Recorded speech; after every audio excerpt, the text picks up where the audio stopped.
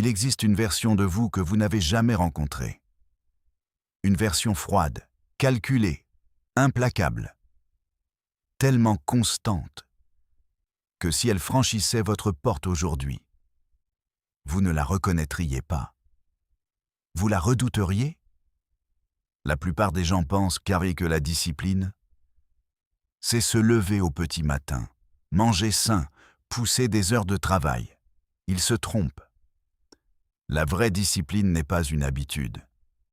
C'est un acte de violence contre votre propre faiblesse. C'est la capacité de regarder vos émotions, votre fatigue, vos excuses, et de les enterrer vivants. Machiavel le savait. Il n'écrivait pas pour les saints, il écrivait pour les stratèges. Il comprenait que, dans un monde chaotique, on ne peut pas être doux, on ne peut pas être prévisible, on doit devenir une force de la nature. Quand vous devenez réellement discipliné, les gens ne vous respectent plus seulement, ils deviennent nerveux autour de vous. Ils sentent le changement. Ils voient un homme qui ne peut plus être manipulé, un homme qui a cessé de négocier avec lui-même. Et cela les terrifie. Parce qu'un homme qui ne peut être brisé par son propre esprit ne peut être brisé par quoi que ce soit d'autre. Vous êtes ici parce que vous êtes fatigué. Pas physiquement, mais à l'âme. Vous êtes épuisé par votre propre incohérence. Vous en avez assez de faire des promesses à vous-même que vous brisez avant midi. Vous voyez les autres s'élever pendant que vous restez coincé dans le même cycle de motivation, suivi d'effondrement. Vous voulez savoir comment en sortir en temps. Vous voulez savoir comment forger un mental à l'épreuve des balles. Je vais vous montrer le chemin. Mais attention, ce n'est pas du développement personnel. C'est de la destruction de soi. Nous allons anéantir la partie faible, dépendante, émotionnelle de vous, pour que le souverain puisse émerger. Nous allons appliquer la philosophie impitoyable de Niccolò Machiavel à votre existence quotidienne. À la fin de cette vidéo, vous comprendrez pourquoi être aimé est une faiblesse et pourquoi être craint grâce à votre discipline est la liberté ultime. Mais vous devez écouter attentivement. Le secret ne réside pas dans ce que vous ajoutez à votre vie, mais dans ce que vous êtes prêt à tuer. La plupart des hommes sont esclaves. Esclaves de leurs impulsions, esclaves de leur téléphone, esclaves des opinions de gens qu'ils n'aiment même pas. Au moment où vous empruntez ce chemin, vous cessez d'être esclave. Vous devenez souverain. Mais la souveraineté a un prix. Êtes-vous prêt à le payer? Première phase. La discipline du silence. Machiavel disait « Tout le monde voit ce que vous apparaissez être. Peu voient qui vous êtes vraiment. L'homme moyen vous raconte tout. Il diffuse ses projets, il poste ses entraînements, il annonce sa nouvelle ère sur les réseaux avant même d'avoir accompli une seule journée de travail. Il cherche la validation pour un effort qu'il n'a pas encore fourni. C'est pourquoi il échoue. Il libère la valve de pression avant que le moteur ne démarre. Vous devez faire le contraire. Vous devez devenir un fantôme. La vraie discipline exige le silence, exige l'obscurité. Quand vous parlez constamment de vos objectifs, vous suppliez l'approbation du monde. Vous demandez « Est-ce que c'est correct que je devienne cela ?» Arrêtez de demander. L'homme le plus dangereux dans la salle est celui qui écoute, observe et ne dit rien. Quand vous vous mettez au silence, vous créez un vide. Les gens deviennent mal à l'aise. Ils projettent leur propre peur sur vous. Ils se demandent ce que vous préparez. Ils se demandent pourquoi vous n'avez plus besoin de leur attention. Ce silence devient votre armure. Il protège votre intention. Travailler dans l'ombre vous permet de commettre des erreurs que personne ne voit, vous les corrigez sans jugement. Vous bâtissez une force sans l'interférence du doute d'autrui. Imaginez disparaître pendant 6 mois. Aucun poste, aucune explication, juste le travail, la salle, le business, l'esprit. Vous coupez le bruit, vous coupez la dopamine bon marché, vous coupez les amis toxiques qui ne vous aiment que lorsqu'ils partagent un verre. Puis, vous réapparaissez. Mais vous ne revenez plus le même. Vous revenez plus affûté, plus lourd. Votre présence change. Vous n'avez pas besoin de dire aux gens que vous avez changé. Ils le ressentent. Ils le voient dans votre posture. Ils l'entendent dans votre silence. Cette discipline du fantôme effraie les autres parce qu'elle leur rappelle leur propre manque de concentration. Elle leur montre que pendant qu'ils cherchaient l'attention, vous construisiez du pouvoir. Commencez aujourd'hui.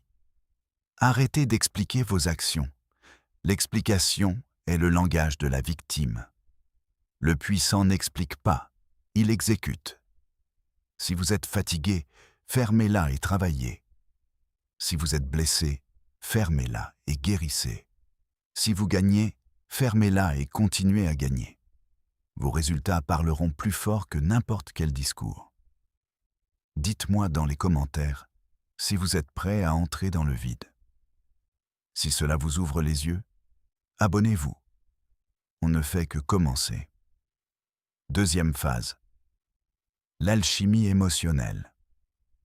Il y a une idée fausse selon laquelle les personnes disciplinées sont des robots, qu'elles ne ressentent ni douleur, ni ennui, ni tristesse. C'est un mensonge. L'homme discipliné ressent tout. Il ressent le désir de rester au lit, il ressent le rejet, il ressent l'envie de tout abandonner. La différence, c'est qu'il s'en fout. Machiavel affirmait que le dirigeant ne doit pas être gouverné par l'émotion, mais doit l'utiliser. Il disait « Les hommes sont poussés par 2 impulsions principales, l'amour ou la peur. » Appliquez cela à vous. Vous ne pouvez pas compter sur l'amour du grind. Vous ne l'aimerez pas à 4 heures du matin. Vous le détesterez. Vous ne pouvez pas compter sur la passion. La passion est une flamme capricieuse, un souffle peut l'éteindre. Vous avez besoin de quelque chose de plus froid. Vous avez besoin du devoir. La discipline, c'est agir en opposition directe à ce que vous ressentez. C'est de l'alchimie émotionnelle. Vous prenez le poids de « je ne veux pas » et vous le transmutez en or de « je l'ai fait quand même ». Quand vous cessez de consulter vos sentiments avant d'agir, vous devenez dangereux. Imaginez votre ennemi qui sait que vous ne combattez que quand vous êtes motivé. Il n'a qu'à attendre le moment où vous êtes triste, où vous êtes épuisé, et vous vous retrouvez sans défense. Mais si vous êtes l'homme qui travaille plus dur quand il est misérable, qui s'entraîne plus quand il est le cœur brisé, qui se concentre plus quand il est en colère, vous devenez imprévisible. Vous devenez immunisé aux circonstances. Cela effraie les gens. Ils vous regardent et se demandent « Pourquoi ne s'arrête-t-il pas ?» Il devrait être brisé maintenant. Ils ne comprennent pas que vous avez détaché vos actions de vos émotions. Vous traitez vos émotions comme le temps. Vous pouvez voir une tempête, vous l'acceptez. Mais vous ne laissez pas la pluie annuler votre mission. Vous mettez un manteau et vous marchez. C'est l'approche machiavélienne du soi. Vous êtes le prince et vos émotions sont les sujets indisciplinés. Vous les écoutez, mais vous ne les laissez pas gouverner le royaume. S'ils se soulèvent, vous les écrasez. Commencez à pratiquer la règle des 3 secondes. Quand le réveil sonne, comptez 1, 2, 3 et bougez. Si vous pensez pendant 4 secondes, votre cerveau vous convaincra de rester au lit. Votre cerveau est fait pour le confort. pas pour la grandeur. Vous devez contourner la négociation. 1, 2, 3, bougez. Ne pensez pas. La pensée est l'ennemi de l'exécution. Dans le moment de faiblesse, bougez simplement. Le corps doit obéir au commandement. Avec le temps, vous reprogrammez vos voies neuronales. Vous cessez d'être l'homme qui essaie d'être bon. Vous devenez une machine qui fonctionne quoi qu'il ressente. Cela vous rend intouchable. Quand votre état interne ne dicte plus votre production externe, vous êtes libre. Troisième phase, la wéaponisation de l'isolement. Machiavel savait que, pour maintenir le pouvoir, un dirigeant devait souvent rester seul. Il écrivait « Un prince sage doit compter sur ce qui est en son contrôle, pas sur ce qui dépend des autres. » Regardez votre cercle. Regardez les 5 personnes avec qui vous passez le plus de temps. Vous poussent-elles ou vous confortent-elles? La plupart des gens ont peur d'être seuls.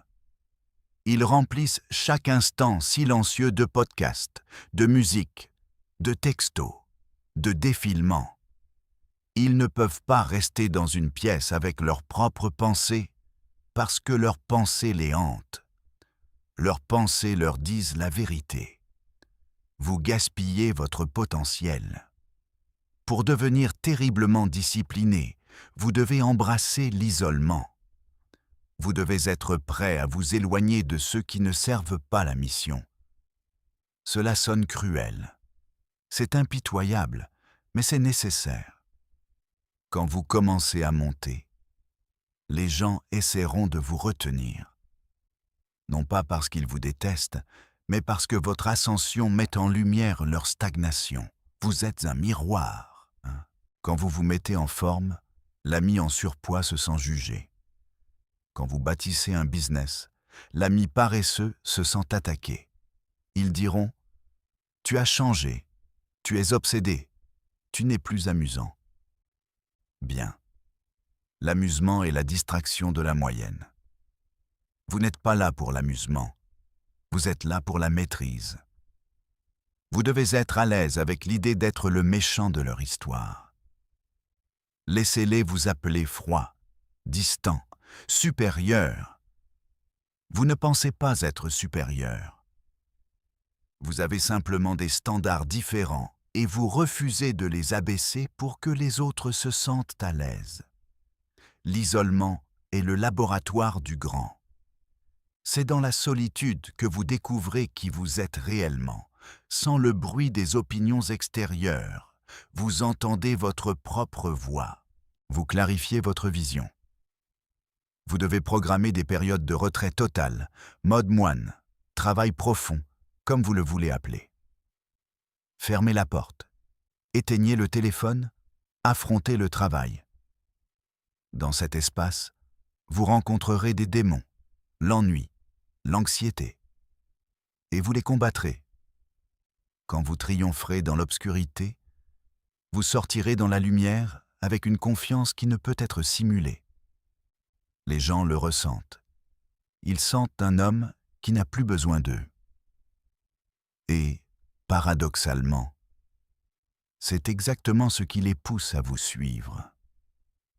L'homme à l'aise avec la solitude devient celui que tout le monde veut avoir autour, parce qu'il n'essaie pas de prendre quelque chose à autrui. Il est complet. Si cela résonne en vous, laissez un like. Dites-moi ce que vous en pensez dans les commentaires. Et n'oubliez pas de vous abonner pour la suite. 4e phase. La peur de l'imprévisibilité. Machiavel conseillait qu'un dirigeant ne soit jamais entièrement prévisible. Il vaut mieux être craint que aimé. Car l'amour repose sur l'obligation qui se brise à la moindre opportunité, alors que la peur persiste comme une menace constante. Appliquer cela à votre quotidien signifie imaginez le pouvoir d'un homme qui, lorsqu'on l'attend, reste absent, et quand on ne l'attend plus, surgit avec une intensité qui déchire le silence. C'est le principe du coup du chat. Le prédateur qui se montre uniquement lorsqu'il a la certitude de frapper. Vous devez cultiver ce sentiment d'incertitude non seulement envers les autres, mais surtout envers vous-même. Chaque fois que vous ressentez le besoin de suivre votre routine habituelle, interrompez-la. Changez de méthode, changez de lieu, changez de rythme. Vous deviendrez ainsi le vent qui souffle où il veut, la tempête qui surgit sans avertissement. Cette imprévisibilité n'est pas du chaos gratuit, c'est du chaos maîtrisé. Vous avez besoin d'un cadre invisible, une loi intérieure, qui vous indique quand briser la norme et quand la respecter. Cette loi se construit par la pratique du reboot mental. Chaque semaine, choisissez un jour où vous effacez votre plan, où vous laissez votre esprit libre de choisir, où vous vous engagez dans une activité qui n'a rien à voir avec vos objectifs habituels. Vous pourriez passer une journée à lire un texte de philosophie antique, ou à pratiquer un art martial, ou simplement à marcher sans destination. Ce jour devient le laboratoire, où votre esprit s'entraîne à naviguer dans l'inconnu, à créer de nouvelles stratégies, à reprogrammer vos réactions instinctives.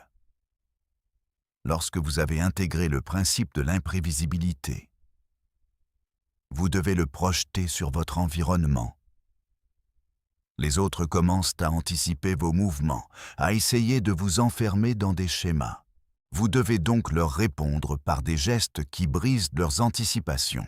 Par exemple, si vous avez l'habitude de répondre à chaque email en 1 heure, décidez un jour de laisser les messages non lus pendant 3 jours, puis répondez en une seule fois avec une précision qui dépasse leurs attentes.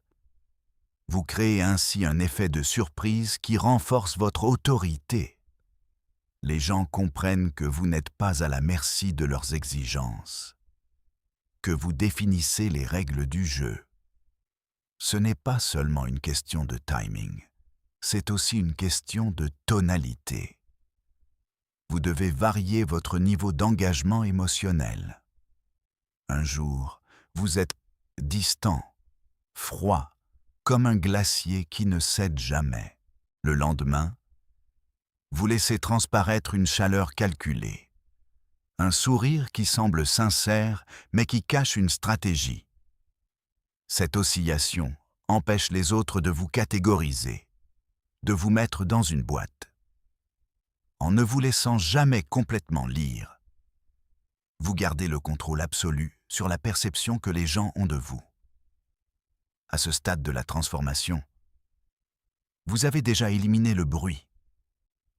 Vous avez détaché vos actions de vos émotions. Vous avez isolé votre laboratoire intérieur et vous avez introduit l'imprévisibilité comme arme ultime. Il reste une dernière composante, la création d'un code de conduite qui ne dépend d'aucune autorité extérieure, mais qui devient votre propre loi. Ce code se formule en 3 commandements que vous écrivez à la main, que vous placez dans un endroit où vous le voyez chaque matin. Le premier commandement vous rappelle de ne jamais révéler vos intentions avant qu'elles ne soient accomplies.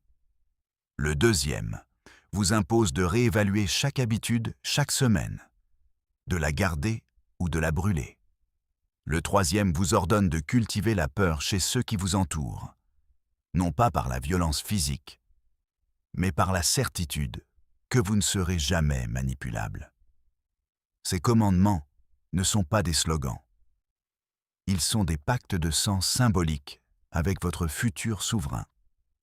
Chaque fois que vous sentez la tentation de céder à la facilité, vous relisez le premier commandement et vous vous rappelez que la discrétion est votre bouclier.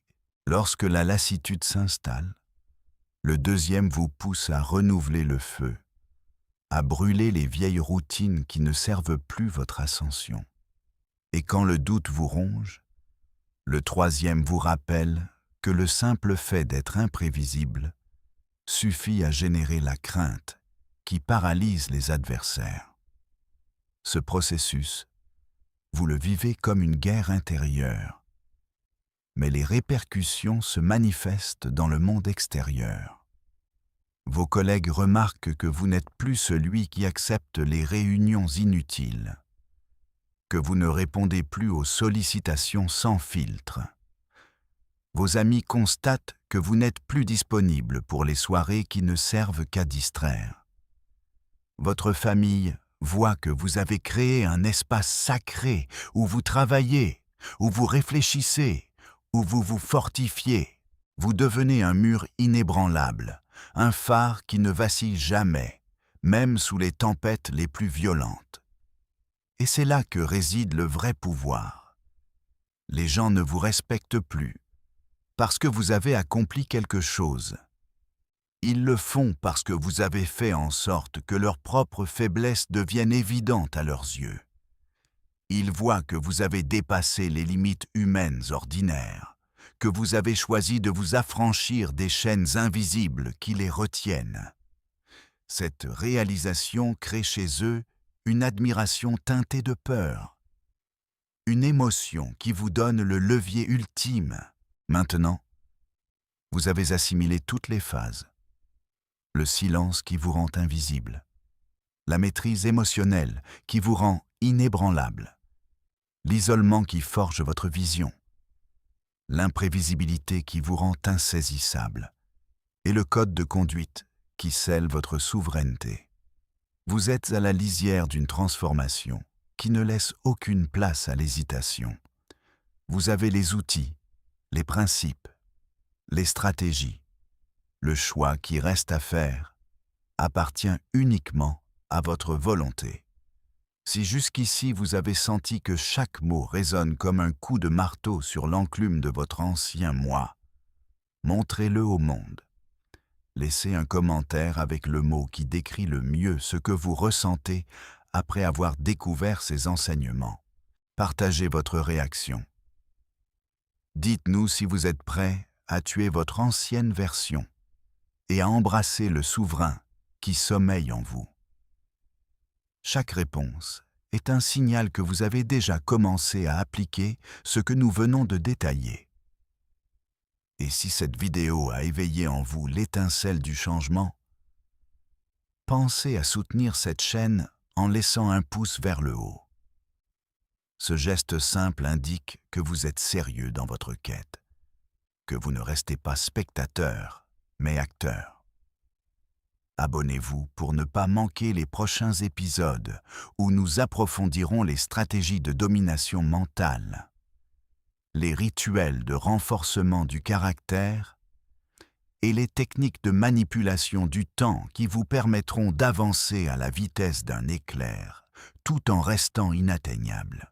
Avant de conclure, je veux vous rappeler une dernière leçon de Machiavel. Il vaut mieux être craint que aimé, car la peur persiste même lorsque l'amour s'effrite.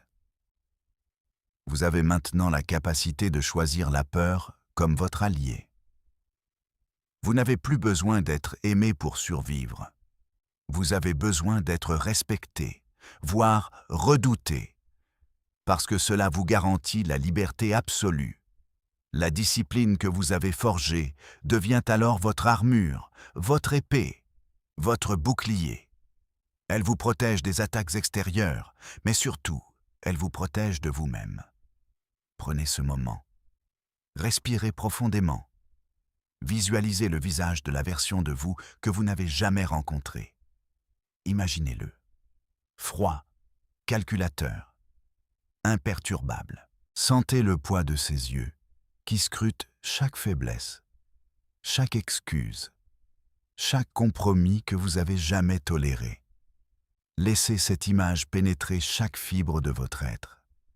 C'est le moment où la transformation devient irréversible. Vous ne pouvez plus revenir en arrière. Vous avez franchi le point de non-retour.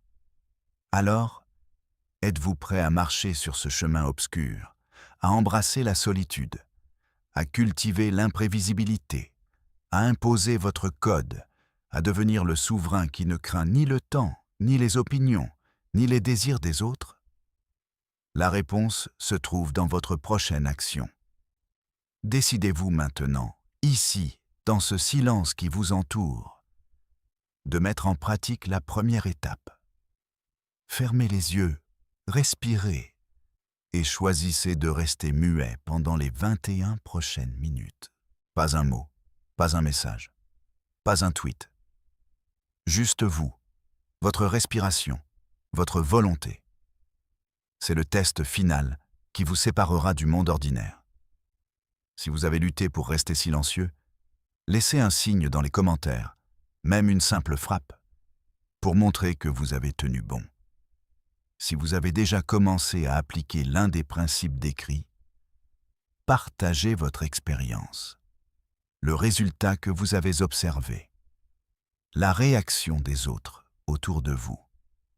Le dialogue que vous créez ici nourrit la communauté des souverains, ceux qui refusent la médiocrité et embrassent le pouvoir réel.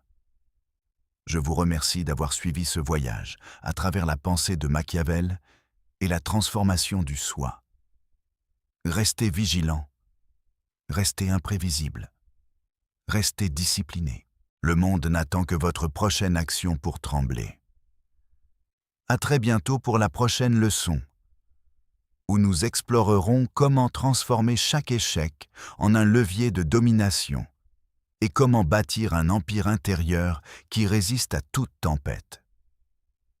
Prenez soin de votre esprit, car c'est le seul royaume que vous ne pouvez jamais perdre. Vous avez maintenant entre les mains la clé qui ouvre la porte du souverain que vous avez toujours été, mais que vous avez toujours caché. La prochaine étape ne consiste pas à accumuler des connaissances, mais à transformer chaque chute, chaque revers, en une arme affûtée. Un échec n'est plus une tache sur votre réputation. Il devient le levier qui propulse votre domination vers des hauteurs que les esprits faibles n'osent même pas imaginer. Imaginez-vous face à une défaite, le cœur battant, la sueur perlant sur votre front. Au lieu de vous lamenter, vous analysez le mécanisme qui a échoué. Vous isolez la faiblesse. Vous la découpez et vous la réinsérez comme une pièce de métal trempée dans le feu. Ainsi, chaque revers devient une couche supplémentaire de votre carapace, un rappel silencieux que vous avez survécu, que vous avez dominé le chaos et que vous en êtes sorti plus fort. Construire un empire intérieur, c'est ériger des remparts invisibles autour de votre volonté. Commencez chaque matin par un rituel de rappel. Fermez les yeux. Respirez profondément. Et répétez mentalement que vous êtes l'arbitre de votre destin. Visualisez votre esprit comme une forteresse, où seules les décisions rationnelles franchissent les portes. Chaque pensée superflue, chaque émotion non maîtrisée est renvoyée à la porte d'entrée, bannie sans pitié. Vous n'avez plus besoin de la validation des autres. Vous avez la certitude que votre propre jugement suffit. Cette certitude, une fois gravée dans les fondations de votre être, rend toute critique extérieure anodine, toute tentative de manipulation futile. Rappelez-vous que le pouvoir véritable ne se mesure pas à la quantité de followers ou aux applaudissements virtuels, mais à la capacité de rester imperturbable quand le monde s'effondre autour de vous. Lorsque vous marchez dans la rue, que les regards se détournent, que les murmures s'élèvent, vous sentez cette énergie froide qui émane de votre discipline inébranlable. Les gens ne vous respectent plus, ils vous craignent. Et c'est exactement ce que Machiavel prônait. Un souverain qui inspire la terreur respectueuse, parce qu'il ne fléchit jamais. Si vous avez déjà senti ce frisson, ce changement subtil qui se produit lorsque vous avez appliqué ne serait-ce qu'un seul de ces principes, faites-le savoir dans les commentaires. Dites-nous comment votre perception du monde a évolué. Comment les regards se sont modifiés. Comment vous avez senti la pression s'alléger. Votre témoignage nourrit la communauté des souverains, celle qui refuse la médiocrité et forge son propre destin. Avant de vous quitter, je vous demande une dernière faveur. Si ce message a réveillé en vous la flamme de la discipline, si vous avez senti le poids de la vérité qui résonne dans chaque mot, laissez un signe. Un pouce vers le haut, une inscription qui montre que vous êtes prêt à aller plus loin. Et surtout, abonnez-vous pour ne rien manquer des prochains enseignements. Chaque nouvelle leçon sera une pierre supplémentaire à l'édifice de votre empire intérieur. Chaque vidéo un rappel que le chemin du souverain ne s'arrête jamais. Alors, prenez ce moment. Regardez dans le miroir et demandez-vous: suis-je encore l'homme que j'étais hier ou suis-je déjà le maître que je deviendrai demain? La réponse réside dans votre prochaine action. Soyez le silence qui parle, la peur qui inspire, la discipline qui tue la faiblesse. Le monde attend et vous avez le pouvoir de le faire trembler. À très bientôt, souverain.